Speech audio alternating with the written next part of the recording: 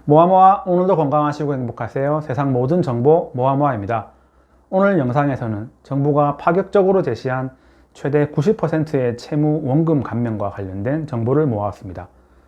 지난 2년 넘게 코로나가 대유행하면서 가계와 기업의 부채인 민간부채가 크게 늘었습니다. 그리고 21년 하반기부터 시장 기준금리가 급상승하게 되었는데요. 이런 상황에서 결국 가계의 대출이자 부담이 늘었고 소상공인은 매출이 줄어 대출 상환이 어려워졌고 어쩔 수 없이 추가 대출까지 받는 경우도 많아졌습니다. 여기에 더해 대출 규모가 크고 변동금리 조건이 많은 주택담보대출 및 전세대출과 같은 주택 관련 대출은 이번 금리 상승에 더 큰 부담을 느끼게 되었는데요. 특히 20년에서 21년 부동산 가격이 급상승하면서 이른바 영끌 대출로 주택을 구입한 2030 세대가 위기에 직면하게 되었습니다. 주식과 비트코인과 같은 가상자산에 투자하기 위해 대출을 받은 청년이 많은 것으로 나타났는데요. 하지만 이들의 절대 다수는 주식과 가상자산 투자에 실패를 겪었고 신용불량자가 된 사례가 늘고 있습니다. 결국 코로나로 인해 대출받은 가계와 기업, 주택 구입을 위해 대출받은 개인, 그리고 주식과 비트코인 투자 실패로 빚더미에 앉은 청년이 늘면서 부채 상환이 어렵거나 불가능한 취약 부채를 보유한 채무자가 갈수록 늘고 있는 상황입니다.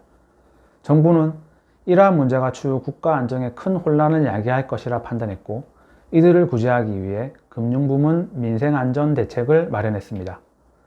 민생안정대책은 크게 세 가지로 나뉘는데 첫 번째, 저금리, 고정금리, 상환기간 연장 등을 통한 대환입니다. 두 번째, 원리금 감면을 통한 채무조정, 세 번째, 생계비, 긴급자금을 지원하는 신규자금 지원입니다.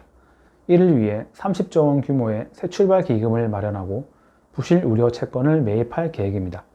그리고 채무조정 거치 기간을 최대 3년 부여하고 장기분할 상한을 최대 20년 설정하며 대출금리 인하를 결정했습니다. 또한 연체 90일 이상의 부실 차주에 대해서는 60에서 90%의 파격적인 원금 감면이 있을 예정입니다.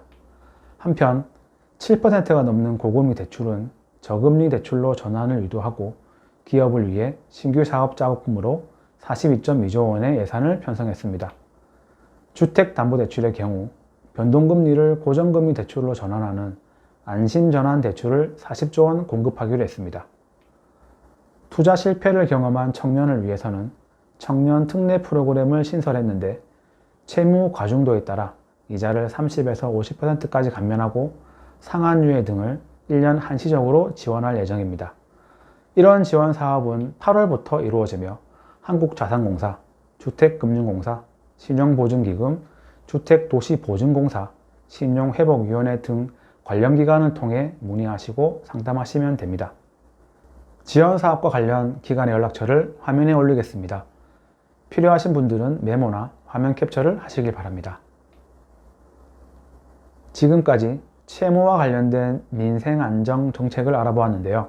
이번 발표가 있고 청년 특례 제도가 빚내서 투자하는 빚투를 조장하는 것이 아니냐는 우려 섞인 목소리가 많았습니다.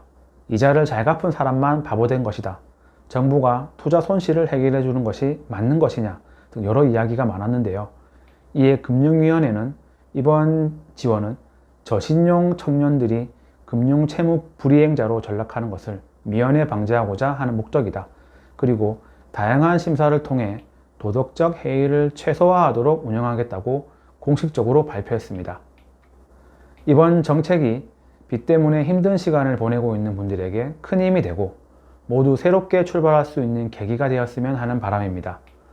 오늘 영상이 여러분들에게 도움이 되었다면 구독과 좋아요 꼭 부탁드리겠습니다.